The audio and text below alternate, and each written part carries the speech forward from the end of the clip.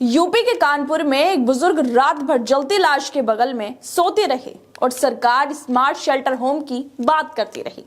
School में बच्चे ठंड से सिकुड़ते रहे, लेकिन स्कूलों में स्वेटर नहीं बांट सकी योगी सरकार। एक बुजुर्ग रैन बसेरे ना मिलने की वजह से ठंड में कांपते रहे, मजबूरी में जलती लाशों के बीच सो गए, लेकिन उसे एक शेल्टर होम तक नहीं मिल सका। और सरकारें बड़े बड़े दावे करती हैं, आदेश देती रहीं कि गरीबों के लिए, बेसहारा लोगों के लिए रैन बसेरे बनाए जाएंगे, लेकिन इन आदेशों के बीच, सरकार के दावों के बीच एक बुजुर्ग जलती हुई लाशों के बीच सोने को मजबूर हो गए, क्योंकि सरकार से ना ही सही, लेकिन कम से कम जलती लाशों से उन्हें सर्दी भगाने का थोड़ा सा सहारा मिल गया। वो जलती हुई लाशों के बीच आकर सो गए ताकि उन्हें जलती हुई लाशों से गर्माई मिल सके और वो सर्दी में ठिठुरने से बच सके, ठंड से बच सके।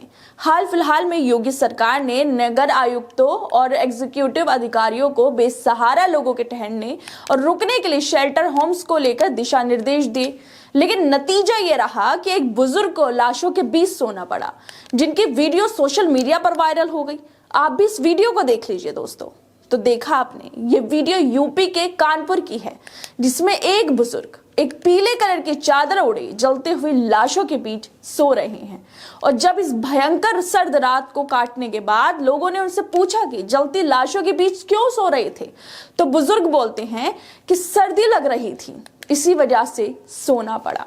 सोचिए दोस्तों, उत्तर प्रदेश में लोगों को रैन बसेरे तक मैसर नहीं है, सर्द रातों को काटने के ठिकाने नहीं है। सरकार बोलती है उसने कानपुर में उत्तर प्रदेश का पहला स्मार्ट शेल्टर होम बनाया है, 5 स्टार जैसी सुविधाएं हैं, लेकिन फिर भी लोग सड़कों पर लाशों के बीच क्यों सो रहे हैं। जरा अब आप आज तक की तस्वीर देखिए, जिसमें लिखा है कि स्कूलों में स्वेटर नहीं बांट सकी योगी सरकार, ठंड की मार झेलने को मजबूर बच्चे। ये 2018 की खबर है, लेकिन अब आप TV9 भारतवर्ष की तस्वीर देखिए, जो अभी की है, इसी महीने की है।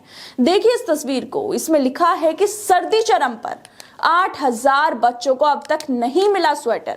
उत्तर प्रदेश के कानपुर में परिषदीय स्कूल में पढ़ने वाले करीब 8000 बच्चों को अभी तक स्वेटर, जूते, मोजे तक नहीं मिल पाए हैं, लेकिन विभागीय अधिकारियों ने इस लापरवाही का ठिकरा बच्चों और उनके अभिभावकों पर ही फोड़ दिया है। सोचिए दोस्तों, योगी सरकार को प्रदेश में 6 साल पूरे होने वाले हैं, लेकिन आज भी स्कूली बच्चों को पूरी तरह से स्वेटर नसीब नहीं हो पाए हैं। अब 2 तस्वीरें सामने उभर कर आती हैं, जिसमें एक तरफ योगी सरकार के दावे हैं, तो दूसरी तरफ वो स्कूली बच्चे हैं जिन्हें स्वेटर नहीं मिला है। वो लोग हैं जो सड़कों पर सर्द रात बिता रहे हैं, ठंड में ठिठुर रहे हैं, लाशों के बीच सो रहे हैं। लेकिन अब सवाल ये है कि इतने साल बीत जाने के बाद भी योगी सरकार ने कितने गरीब लोगों के लिए, बच्चों के लिए, सर्दी से बचने के लिए, ठंड में ठिठुरने से बचने के लिए कितना काम किया है।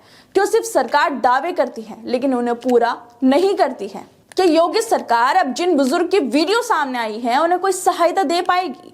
क्या प्रदेश में बाकी गरीब लोगों के लिए, बेघर लोगों के लिए रैन बसेरे बन पाएंगे?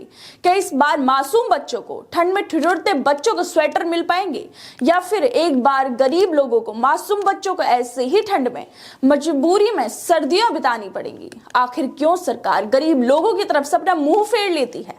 क्यों गरीब लोगों के लिए काम नहीं किया जाता? क्यों उनके लिए कोई सुविधा नहीं है? और सिर्फ बात कानपुर की ही नहीं है, आप अमर उजाला की इस तस्वीर को देखिए, जो उत्तर प्रदेश के दूसरे जिले की है। इसमें भी लिखा है कि ठंड से ठिठुर रहे बच्चे, 30,000 को स्वेटर भी नहीं मिले। सोचिए दोस्तों, जिले में ऑपरेटेड हो रहे कई परिषदीय स्कूलों में संसाधनों का इतना अभाव है कि कई स्कूल जर्जर हो चुके हैं, फर्नीचर भी नहीं है। ऐसी ठंड के बावजूद स्कूलों में बच्चे टाट पट्टी पर बैठकर शिक्षा पाने के लिए मजबूर हैं। ऐसे हालात है उत्तर प्रदेश की, जहां पर ना लोगों के लिए रैन बसेरे हैं और ना ही बच्चों के लिए स्वेटर। लेकिन अब सवाल ये उठता है कि सरकार इन लोगों के लिए कोई काम करेगी? क्या इन लोगों को इस बार सर्दियों में सरकार की तरफ से कोई मदद मिल सकेगी, या फिर हर बार की तरह सरकार आएगी और वादे करके चली जाएगी और गरीब लोग, बेसहारा लोग, मासूम बच्चे इसी तरह से अपना जीवन बिताने के लिए मजबूर रहेंगे?